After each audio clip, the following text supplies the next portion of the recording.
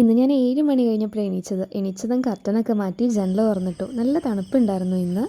കുറച്ച് നേരം പുറത്തേക്കൊക്കെ നോക്കി നിന്ന ശേഷം ഞാൻ അടുക്കളയിലേക്ക് പോയി. ഇങ്ങനെ ഒരു സാഷ അവിടെ ഇരിക്കുന്നുണ്ടായിരുന്നു. സിലോൺ ടീ, ശ്രീലങ്കയിൽ നിന്നുള്ള ടീ. അപ്പം ഞാനൊന്നത് ട്രൈ ചെയ്യാൻ വേണ്ടി മാത്രമേ ഇന്ന് ചായ കുടിച്ചേ. എനിക്കങ്ങനെ എല്ലാ ദിവസവും ചായ കുടിക്കണമെന്നൊന്നും ഇല്ല കേട്ടോ. ചായ കാപ്പിയൊന്നും നിർബന്ധമില്ല. പിന്നെ രാവിലെ എണീച്ചാൽ എനിക്ക് നിർബന്ധമുള്ളത് ഇങ്ങനെ പുറത്ത് വന്ന് ഉമ്മറത്തിരിക്കുന്നതാണ്. ഒന്നെങ്കിൽ എനിക്കിവിടെ നടന്ന് പുറത്തൊക്കെ ഒന്ന് നടക്കണം, അല്ലെങ്കിൽ ഇങ്ങനെ ഫ്രണ്ടിൽ വന്നിരുന്നിട്ട് ഞാൻ പതുക്കെ റിലാക്സ് ചെയ്തിട്ട് ഡേ തുടങ്ങുള്ളൂ. ഇന്നലെ രാത്രിയൊക്കെ മഴ പെയ്തിരുന്നു എന്ന് തോന്നുന്നു. ഉമ്മറെല്ലാം നനഞ്ഞ് കിടക്കായിരുന്നു. അതുകൊണ്ട് തന്നെ എനിക്ക് നടക്കാനൊക്കെ പിന്നെ അടുക്കളയിൽ ചെന്നപ്പോൾ അമ്മ ബ്രേക്ക്ഫാസ്റ്റിൻ്റെ പണിയൊക്കെ നേരത്തെ തുടങ്ങിയിരുന്നു. അമ്മൂമ്മ ഇവിടെ ഹെൽപ്പ് ചെയ്യൂ കേട്ടോ. അമ്മൂമ്മ കറിക്ക് അരിഞ്ഞൊക്കെ തരും. അങ്ങനെ എനിക്കും പണി കിട്ടി. എന്നെ കണ്ടപ്പോഴാണ് അമ്മയ്ക്ക് കക്ക നന്നാക്കാനുണ്ട് എന്നുള്ള കാര്യം ഓർമ്മ വന്നത്. ഞാൻ നന്നാക്കി തരാമെന്ന് ഉറപ്പ് കൊടുത്തിട്ടാണ് നമ്മൾ ഇന്നലെ ഇത് മേടിച്ചത്. അപ്പോൾ അതുകൊണ്ട് തന്നെ എന്നെ കണ്ടതും അമ്മ ഇത് ഏൽപ്പിച്ചു. ശരിക്കും പറഞ്ഞാൽ ഇത്രയും കുഞ്ഞു കക്കയിലെ അഴുക്കൊക്കെ കളയേണ്ട കാര്യമുണ്ടോ എന്ന് ഞാൻ ആലോചിക്കായിരുന്നു. ഞാനാണെങ്കിൽ ഒരു വീഡിയോയും കണ്ടിരുന്നു, ഇങ്ങനെ ഇതിൽ അഴുക്കല്ല, ഇത് കളയേണ്ട ആവശ്യമില്ല എന്നൊക്കെ പറഞ്ഞിട്ട്. പക്ഷേ ഇത് അമ്മയോട് പറയുകയാണെങ്കിൽ അമ്മ പറയും എനിക്ക് ചെയ്യാനുള്ള മടി കൊണ്ട് പറയണമെന്ന്. അപ്പോൾ നിങ്ങൾ എങ്ങനെ കളയാറുണ്ടോ എന്നൊക്കെ ഉള്ള കാര്യം ഒന്ന് പറയണം കേട്ടോ. ഞാൻ ഏകദേശം ഇത് കഴുകി വന്നപ്പോൾ ഒരു 3/4 മണിക്കൂറെങ്കിലും എടുത്തിട്ടുണ്ട്. പതുക്കെ വെയിലൊക്കെ വന്ന് തുടങ്ങി. എങ്കിലും ഇത് കഴിക്കാനുള്ള ഇഷ്ടം കൊണ്ട് ചെയ്യുന്നതാണ്. പണ്ടൊന്നും ഇവിടെ നമുക്ക് കക്ക കിട്ടില്ലായിരുന്നു. പാലക്കാടായതുകൊണ്ട് നമുക്ക് കായലും കടലൊന്നും ഇല്ലല്ലോ.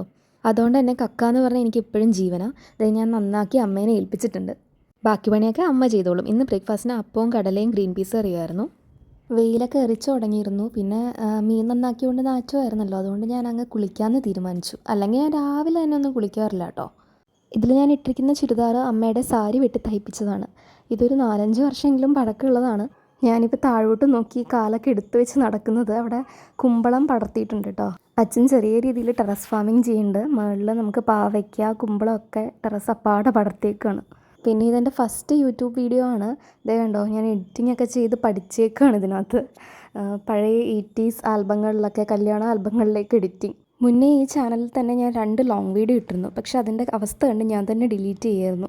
ഇനി എനിക്ക് തയ്യക്കട വരെ പോകേണ്ട ആവശ്യമുണ്ടായിരുന്നു. അവിടെ നിന്ന് ഇറങ്ങി നേരെ ഓപ്പോസിറ്റ് ആയിരുന്നു സൂപ്പർ മാർക്കറ്റ്. അവിടെയും കയറി അത് കഴിഞ്ഞ് ഞാൻ തിരിച്ച് വീട്ടിലെത്തി. ഗേറ്റിൻ്റെ അപ്പുറത്ത് നിൽക്കുന്ന പട്ടി ഞങ്ങൾ വളർത്തുന്നതല്ല കേട്ടോ, ഫുഡ് കൊടുക്കാറുണ്ട്. ആ സ്നേഹം കൊണ്ട് അവൻ വരുന്നതാണ്. കദളിവാഴ കയ്യിലിരുന്ന് കാക്ക വിരുന്നു വിളിച്ചു എന്ന് പറഞ്ഞൊരു പാട്ടില്ലേ, അതാണ് എനിക്ക് ഓർമ്മ വന്നത്. കാക്കയുടെയൊക്കെ ബഹളം കേട്ട് ഇവന്മാരും എത്തി. തയ്യക്കടയിൽ പോയത് ഇത് വാങ്ങാനാണ്. ഞാൻ ബ്ലൗസ് സ്റ്റിച്ച് ചെയ്യാൻ കൊടുത്തിരുന്നു. പറഞ്ഞ പോലെയൊക്കെ തയ്ച്ച് തന്നിട്ടുണ്ട്. പുറത്തിട്ടിട്ട് പോയ ഡ്രസ്സൊക്കെ ഞാൻ മാറിയിട്ട് വന്നപ്പോഴേക്കും അമ്മ കുറുക്ക് ഉണ്ടാക്കി വെച്ചിട്ടുണ്ടായിരുന്നു. ഞങ്ങളിതിനെ കുറുക്ക്, ഇങ്ക് എന്നൊക്കെ പറയും. റാഗി, പാലും വെള്ളമൊക്കെ ചേർത്ത് കുറുക്കിയെടുത്തതാണ്. എല്ലാവർക്കും അറിയുന്നുണ്ടാവും, നമ്മൾ കൊച്ചു കുട്ടികൾക്കൊക്കെ കൊടുക്കാറില്ലേ വീട്ടിൽ. അത് ഞാൻ ഇപ്പോഴും കുടിക്കുന്നത് മാത്രം. നല്ല ടേസ്റ്റാണ്. അങ്ങനെ ഇരുന്നപ്പോഴാണ് ഇന്ന് മീനിന് തീറ്റ കൊടുത്തിട്ടില്ല എന്നുള്ള ഓർമ്മ വന്നത്. ഇതിനകത്ത് ഗപ്പിയാണ്. ആമ്പൽ നമ്മൾ ഇട്ടിട്ടുണ്ട്, അതിൻ്റെ ഇടയ്ക്ക് ഗപ്പികളുണ്ട്. ഇപ്പോൾ ഗപ്പി കുറേ ഉണ്ടാവുമല്ലോ, പെറ്റ് പെരുകിക്കൊണ്ടേ ഇരിക്കുമല്ലോ. അപ്പോൾ അമ്മ എന്ത് ചെയ്യുന്നു വെച്ച് കഴിഞ്ഞാൽ ഇങ്ങനെ വേറെ വേറെ പാത്രങ്ങളിലേക്ക് മാറ്റും. എത്രയൊക്കെ ഗപ്പി വന്നു എന്ന് പറഞ്ഞാലും എൻ്റെ ഫേവറേറ്റ് നീലനാണ് അന്നും ഇന്നും. നീലൻ എൻ്റെ ഒരു ഫൈറ്റർ ഫിഷായിരുന്നു, ഒരു ബീറ്റ ഫിഷാണ്. പക്ഷെ അവൻ മരിച്ചു പോയിട്ടോ. അവൻ മരിച്ചതല്ല, ഞാൻ കൊന്നു എന്നൊക്കെയാണ് ഇവിടുത്തെ സംസാരം. ആക്ച്വലി എന്താ ഉണ്ടായി വെച്ച് കഴിഞ്ഞാൽ ഞാൻ അവനെ എല്ലായിടത്തും, ഞാൻ പോണിടത്തൊക്കെ കൊണ്ടുപോയിരുന്നു. അപ്പോൾ ഞാൻ പെരുമ്പാവൂരിൽ നിന്ന് പാലക്കാട് വരെ മിക്കവാറും ഷട്ടിൽ സർവീസായിരുന്നു ആ സമയത്തൊക്കെ. 2 ആഴ്ച കൂടുമ്പോൾ വീട്ടിൽ വരും. അപ്പോൾ നീലനെയും കൊണ്ടുവരും. അങ്ങനെ നീലൻ അങ്ങോട്ടും ഇങ്ങോട്ടും ആയിട്ട് ട്രാവൽ ചെയ്തിട്ടാണോ എന്നറിയില്ല, ആൾ അങ്ങനെ ഒരുപാട് കാലം ജീവിച്ചില്ല. എൻ്റെ കൂടെ ഒരു 6-7 മാസമൊക്കെ ഉണ്ടായിരുന്നുള്ളൂ. അങ്ങനെ നീലൻ പോയി. എവിടെയാണെങ്കിലും നീലന് സമാധാനം കിട്ടട്ടെ. അച്ഛൻ വന്നു കഴിഞ്ഞപ്പോഴേക്കും ഞങ്ങൾ ഊണ് കഴിക്കാനിരുന്നു. ഞാൻ നുള്ളിയ കക്കയും ഉണ്ടായിരുന്നു. ഊണ് കഴിഞ്ഞപ്പോഴേക്കും മഴയായി. മഴ എന്ന് വെച്ചാൽ വലിയ മഴയില്ല, എന്നാൽ മഴ പെയ്യുകയും ചെയ്യും.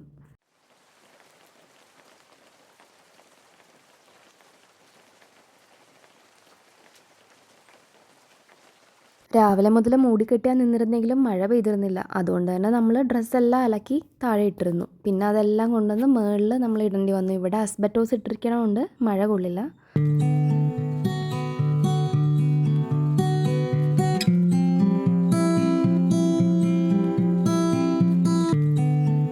മഴയൊക്കെ ആയതുകൊണ്ടാണോ എന്നറിയില്ല, 4 മണിയായപ്പോഴേക്കും എനിക്കൊരു കട്ടൻ കാപ്പി കുടിച്ചാൽ കൊള്ളാമെന്ന് തോന്നി. അങ്ങനെ വന്ന് വെള്ളം വെച്ചു. അമ്മ വൈകുന്നേരം കഴിക്കാൻ വേണ്ടി പഴം പുഴുങ്ങാൻ വെച്ചിട്ടുണ്ടായിരുന്നു. എൻ്റെ കട്ടനും മുറുക്കും എടുത്ത് ഞാൻ ടെറസിലേക്ക് പോകുന്നു. പിന്നെ പതുക്കെ കാറ്റൊക്കെ കൊണ്ട് കാപ്പി ആറ്റിയൊക്കെ കുടിച്ച് അങ്ങനെ കുറച്ച് നേരം ഇരിക്കും കേട്ടോ. എൻ്റെ favourite part of the day ഈ സമയമാണ്. കാപ്പിയും കുടിച്ചുകൊണ്ടിരുന്നപ്പോഴാണ് എനിക്കൊരു കിടിലൻ ഐഡിയ കിട്ടിയത്. ഫ്രിഡ്ജിൽ കുറച്ച് മിഠായി ഇരിപ്പുണ്ടായിരുന്നു. അച്ഛനും അമ്മയൊക്കെ തായ്ലൻഡിൽ പോയപ്പോൾ അവിടെ നിന്ന് കൊണ്ടുവന്നതാണ്. അപ്പോൾ ഇത് കഴിച്ച് നോക്കി ഒരു റിവ്യൂ പറയാമെന്ന് വിചാരിച്ചു.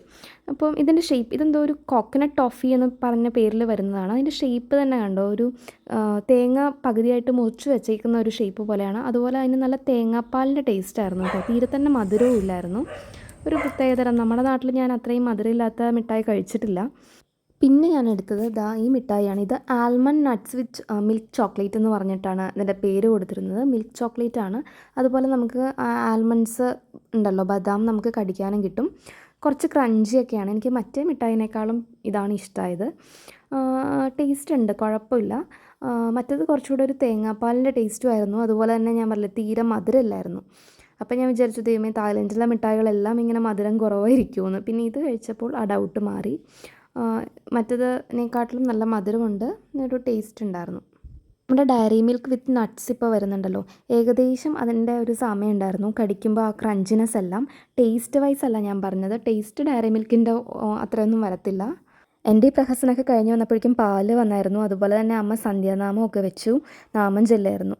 ഞാൻ അമ്മൂമ്മയോട് ഒരു ഹായ് പറയൂ എന്ന് പറയായിരുന്നു. അമ്മൂമ്മ ദേ ഹായ് തരുന്നുണ്ട്.